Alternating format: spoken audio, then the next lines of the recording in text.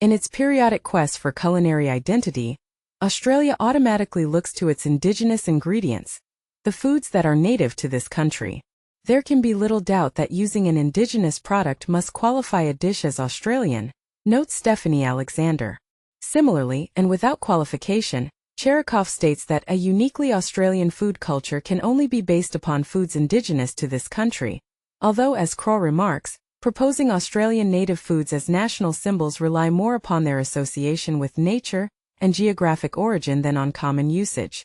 Notwithstanding the lack of justification for the premise that national dishes are, of necessity, founded on ingredients native to the country, after all, Italy's gastronomic identity is tied to the non-indigenous tomato, Thailand's to the non-indigenous chili. The reality is that Australians do not eat indigenous foods in significant quantities.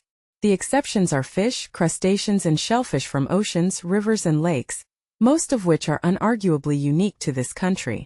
Despite valiant and well-intentioned efforts today at promoting and encouraging the consumption of native resources, bush foods are not harvested or produced in sufficient quantities for them to be a standard component of Australian diets, nor are they generally accessible.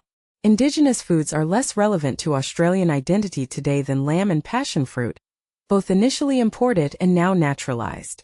While Australia looks to indigenous ingredients for its culinary identity, native foods are not widely consumed or accessible, and are less central to Australian cuisine today than imported foods like lamb and passion fruit, which have become naturalized.